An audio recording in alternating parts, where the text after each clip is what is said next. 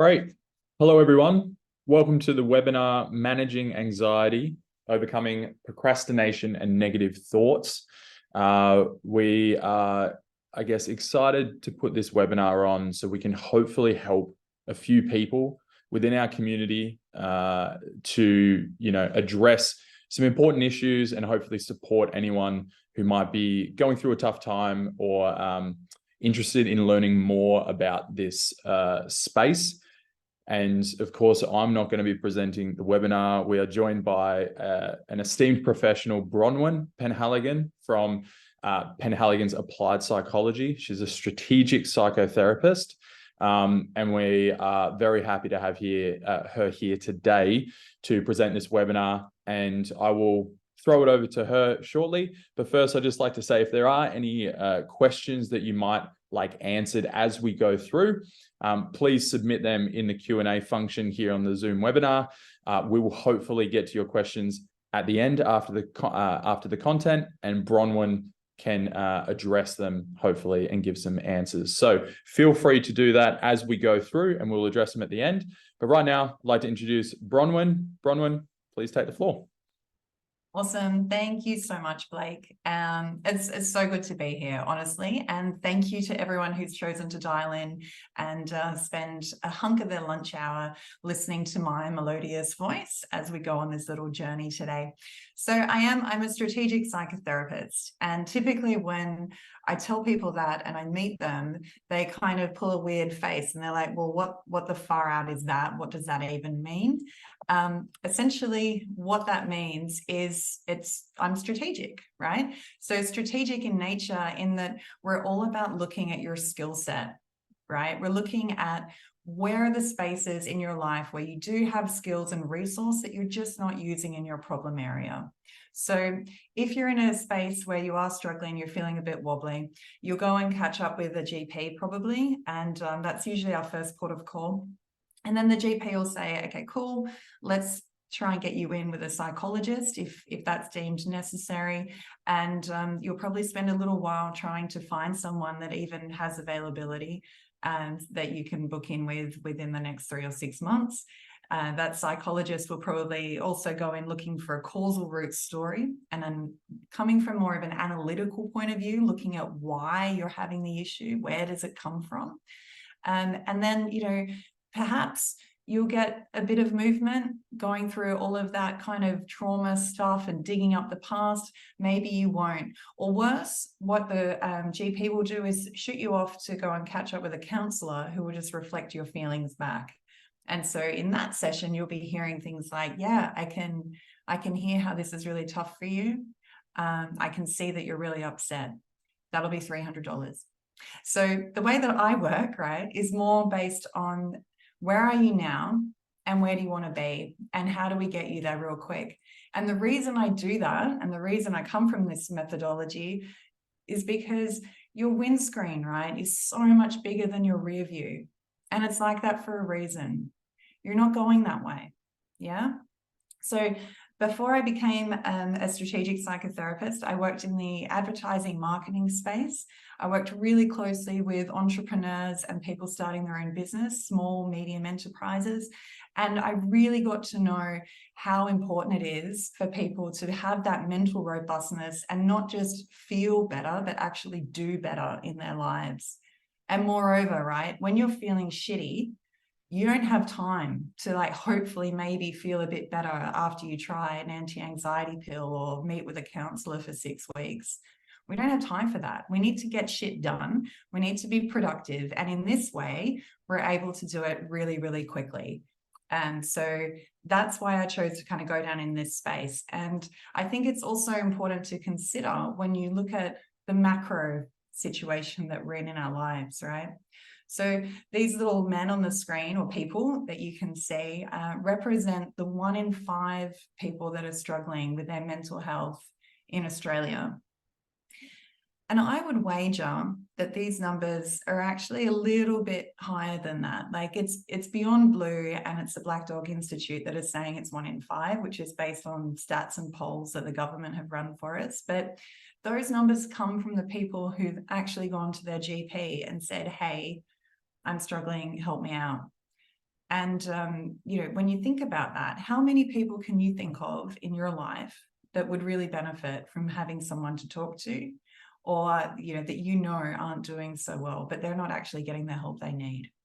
So when you think about the 1 in 5, it's probably more like 1 in 2, 1 in 3, because again, statistics are saying that we've got like 1 in 7 people that are struggling with anxiety, and 1 in 5 that are struggling with depression.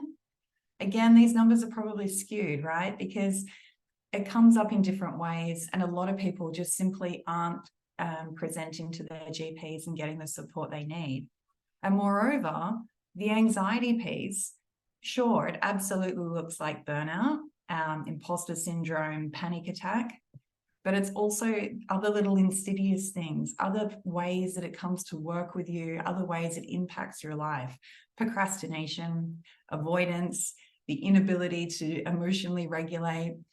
I don't know if you've been doing a little bit of phobia, which is the new fear of being invited, because you kind of don't want to have to deal with people, the social anxiety piece. But essentially, it's a little bit more insidious than what we think. So if we think about the relationship of mental health, we're quite familiar with, and there are lots of discussions around the black dog. If you think about that big, lazy, cumbersome Labrador that just is on the couch and he's just stretched out and he doesn't want to go anywhere, he doesn't want to do anything. He's just lying there and like just living his life and arguably feeling a bit shit. So if that's the depression piece and that's what he looks like, then anxiety is more like the neurotic cat. Anxiety, is a cat that's kind of doesn't know if it wants to be inside or outside. It wants to eat, but it doesn't want that food. It's leaping at shadows and freaking out about stuff that doesn't exist. That's what the anxiety piece is talking about. And the reason that I choose to focus in the anxiety space, and that's where I work with my clients, is because it is the precursor to depression. Unfortunately, if you sit with that anxiety feeling and the stressed out moments for too long, you will quite quickly slip into feeling helpless and hopeless, which is when it becomes a stable attribution style, and then you actually get into the depressive state, and that can be quite hard to work with. So that's why I've chosen to get into this area and why I'm super passionate about it. I was also quite good at running anxiety back in the day. Back when I was working in high pressure roles, particularly in the advertising space.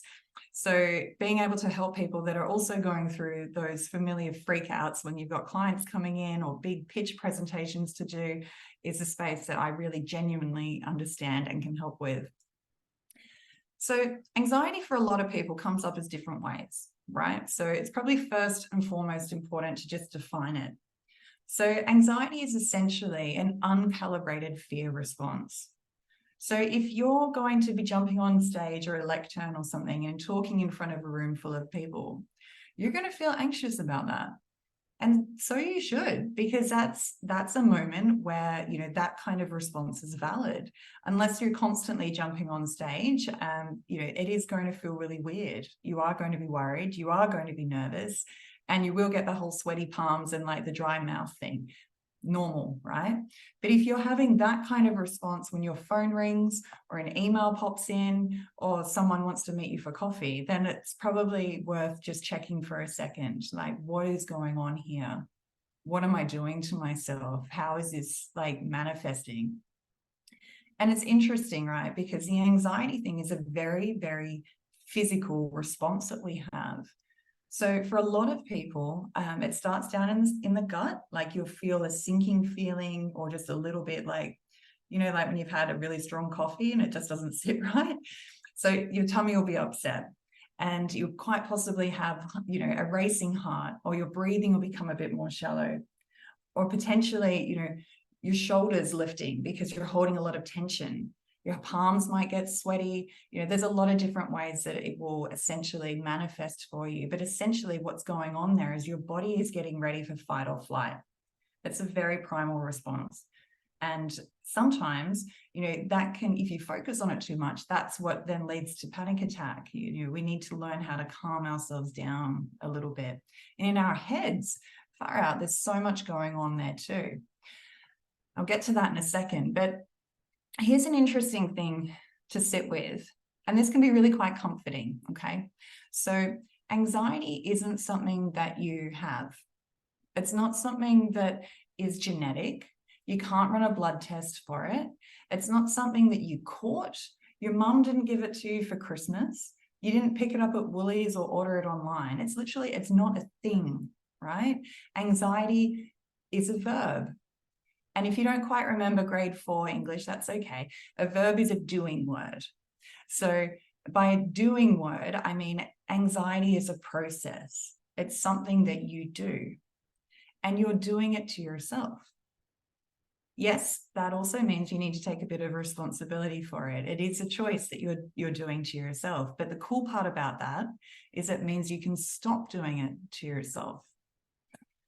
And this is basically how. So what's on screen right now are the Gordian pillars of anxiety. So these have been developed based on the work that Milton Erickson did, which was then further expanded on by Michael Yapko and then, Gordon Young. Gordon was the guy that ended up adding his name to it, which is kind of cool. But essentially, these were produced by the Institute of Applied Psychology based on years and years and thousands of different interactions and interventions that these professors had with people that were presenting with anxiety. They've distilled them down into these pillars, and these pillars represent different cognitive distortions that we have, or beliefs, or ways of thinking and approaches that are basically getting in the way. And the reason that it's kind of put into this space of like, a structure or, a temple is it's kind of like playing a game of Jenga, right? So when you knock out a couple of these pillars, the whole thing comes down and you literally can't run your anxiety. You can't do the process. So if you think about taking a shower as a process, if you had to explain how to do that to someone, it would be quite tricky because, there are lots of different steps. The anxiety piece is also similar to that. And when I'm speaking to people in clinic, I'm listening for these kinds of distortions that come peppering through within the first couple of minutes. A lot of people that when they do come in, they feel like, and they're under the impression that their experience is super unique and it's going to be really hard for me to understand. But literally it's all kind of the same. And within the first 5-10 minutes, I know exactly, which pillars we need to be targeting. So I'll take you through a few of my favorites. And by favorites, I mean the ones I see in clinic all the time. And you might recognize a little bit of yourself in these, perhaps. And that's okay. We've all been there. So the first one that we're going to touch on is the external locus of control. So the external locus of control is essentially this belief that we have, or this distortion, that we try and control things outside of ourselves. And then we very quickly realize that we can't. I don't know if you've ever encountered a small child and tried to put a jumper on them that they didn't want to wear. You really quickly realize that you're not very much as in control as you thought you were, right? So the tricky part about that is you then become like this guy. That when you're trying to control things outside of yourself, you realize you can't. You're like, well, okay, fine, screw it. And you're like the dude in the back of the Uber that's just faffing around on his phone, doesn't really know where he's going, doesn't really care, because you know what? It's not up to him. And this is a really disempowered place to be in, particularly if this is your mindset in your life. And this is pretty much how everyone appears in clinic. They'll be saying things like, he makes me so mad. Or, oh, I wouldn't have been late if, that guy hadn't pulled out in front of me in traffic. So when you're doing that, you're essentially disempowering yourself because you're giving the power to other people, inanimate objects, or essentially anything outside of you, because you know what? You're not in control, right? Other stuff just happens to you and you just have to deal with it or react to it. And this is a really shitty place to be in, because if you genuinely feel like you're not in control of your life, then you're not going to be making great decisions and you're not going to be moving from a place of authenticity, right? So what we want to do is get you into the driver's seat where you're actually the person behind the wheel, choosing the route, choosing the speed, choosing the friggin' playlist, and you're actually the person who is in control of your life. So that's our foundational stone, right? And typically when we get people in the control space, which we can do in the first week or two, they start doing so much better already. But there's still, you might remember, there's all those pillars to keep going through, right? So there's always a bit more work to do. The other one that happens a lot, and this is a huge, big one, hence its title, but it's essentially global thinking. So this is where you take one event or one situation and you extrapolate that to create a giant rule.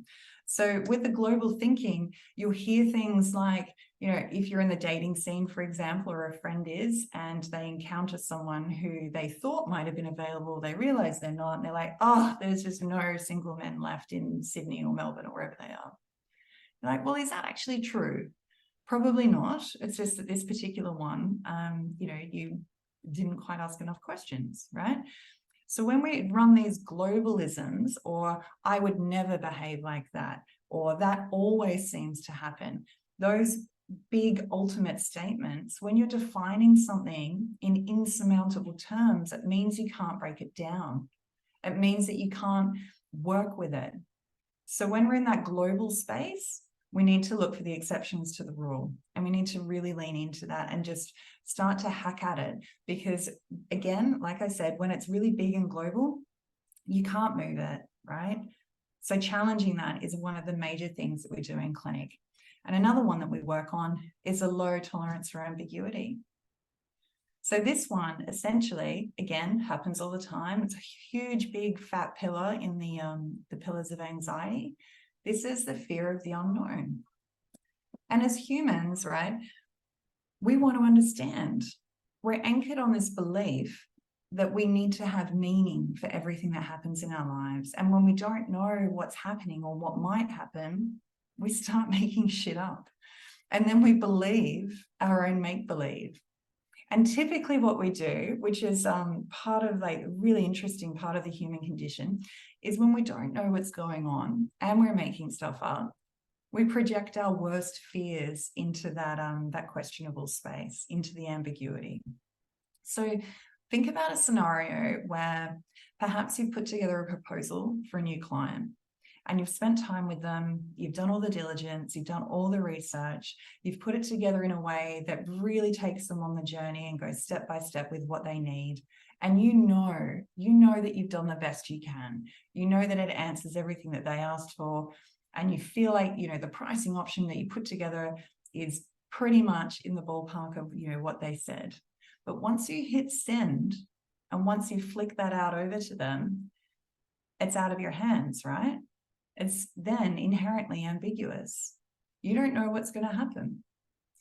And that, so when you don't know what's going to happen, you'll start imagining what might happen. And again, you're going to start making shit up, and it's not going to be anything favorable, right?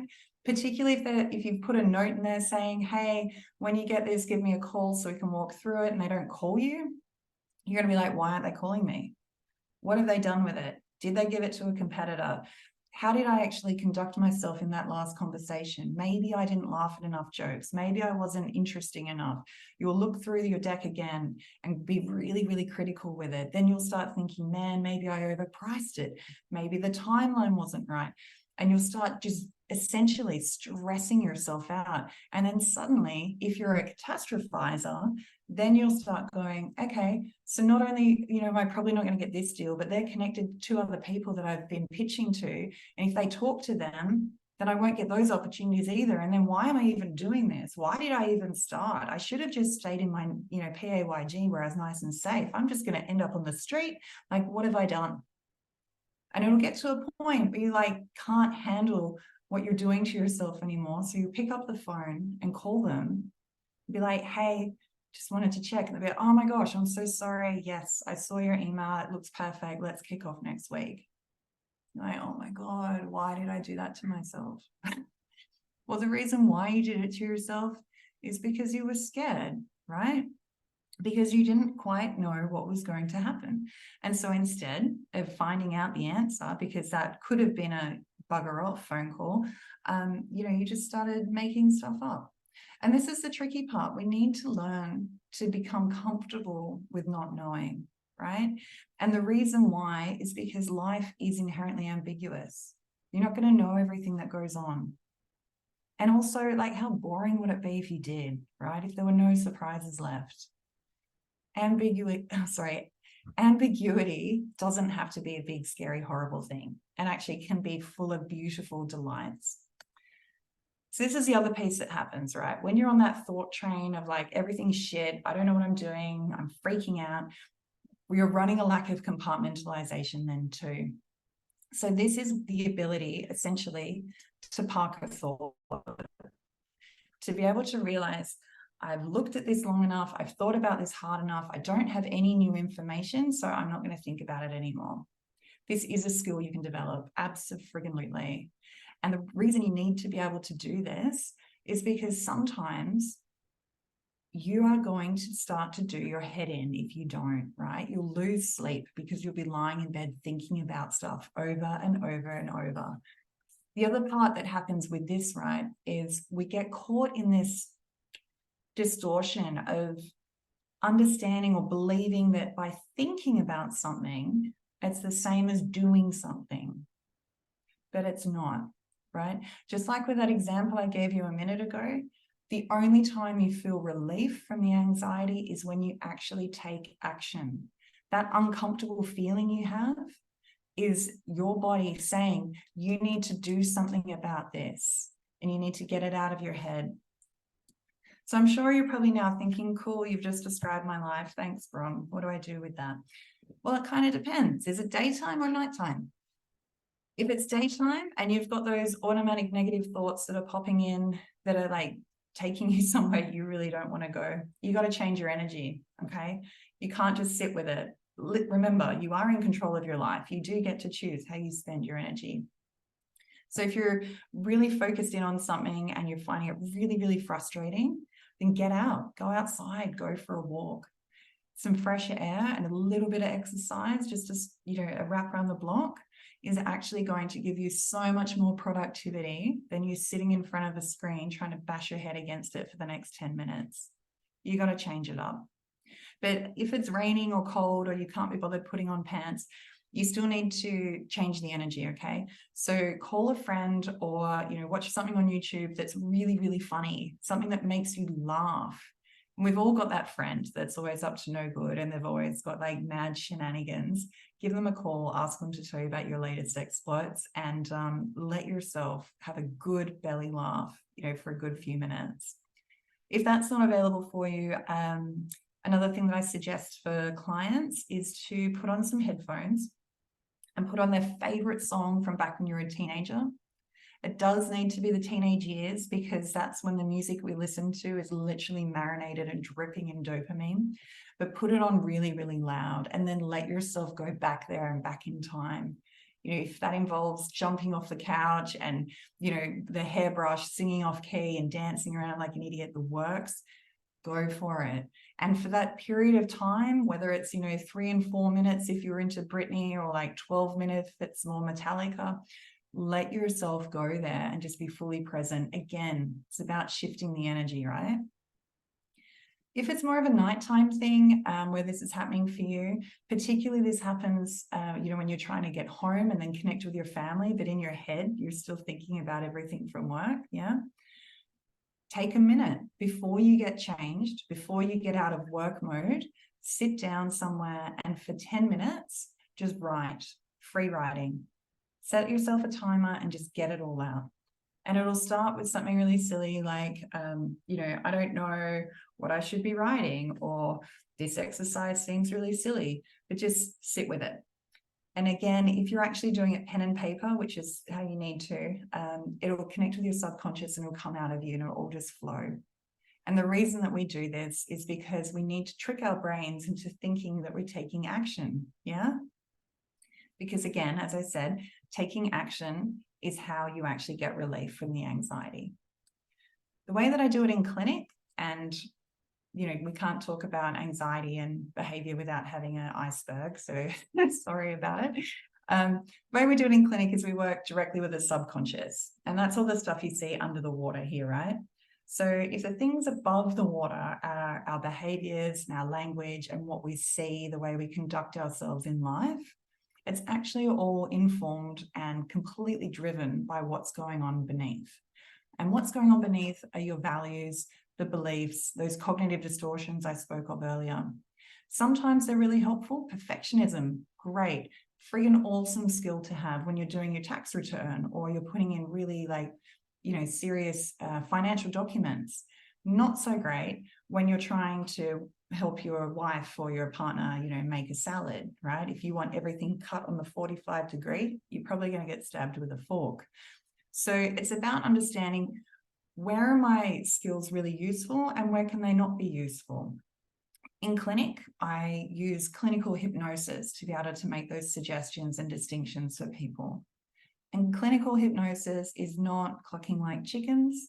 It's not imagining that, you're having a baby. We don't have any watches or spinning wheels or anything like that. It's literally just a focused state of attention. And we do it to ourselves all the time, right? If you've ever been driving and you get to your end destination, you can't quite remember how you got there, it's because you went into a state of a light trance or a really deep focus. It's the same thing in clinic. So when I'm using clinical hypnosis, people are literally just really focused on breath, really turning their attention inward, and we make suggestions to the subconscious to maybe change some of the thinking or ideas around those pillars of belief that we spoke about earlier. You get really, really great results. And that's, again, coming from a marketing background. I want to get shit done and I don't want to mess around. Within like 4 weeks, people basically stop working with me in clinic because they're better and they're doing better in life. I guess it's important to check too, though, right? Like, when do you know if you actually need support and help? How do you know if you're doing okay or not? Run a DAS-21. The DAS-21 is the industry standard for depression, anxiety, and stress. It is a self-assessment scale, and there are 21 questions. This is how they named it. So not very fancy, but essentially this is a document that your GP would give you if you were to present in clinic feeling, uncomfortable or saying that you're struggling mentally. It's also what a psychotherapist or a psychologist or a psychiatrist, anyone that works in the mental health sector, they would also ask you to run one of these as well. So essentially this kind of shows, where are your numbers at? How are you doing? And how are you rating yourself? So I ask all my clients to run one of these before we start working together. And then again, we run one at the end or towards the end of our partnership. The reason that I do that is we want to know how our numbers are going. Just like you want to check your credit score before you put in an application on, buying a house or getting a loan, you probably need to be across these numbers too. It's just good habit to get into and see how you're going. But I guess like when it comes down to, other bits and pieces and other things that you can do, I put a link here that you can grab a little QR code to if you want to. And this has a downloadable document attached to it. So again, working with people in clinic, particularly around the anxiety piece, there's a fair bit of education that needs to go along with that to be able to, start working on destabilizing some of those pillars. The best outcomes definitely happen when it's done in a subconscious way, but you can still kind of knock them around a little bit and chip away at them, very much just through reading and thinking and being conscious of what you're doing. So if you'd like that, feel free to just click the link there and download it. There's also an offer available for people of Stone and Chalk if they'd like to come into clinic and hang out.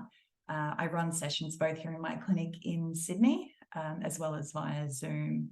But essentially that's pretty much it from me. I think that if there's one thing that I could leave people with, is the knowledge that even on those really tough days, it's important to remember that you have survived every tough day you've ever had. And that's pretty bloody good. So hang in there, stay awesome, and take good care. Thank you so much, Bronwyn. It was absolutely fascinating. I think everyone on the call, on the webinar here who attended, has taken minimum 5 things away. I'm not even going to say one, at least 5 things away.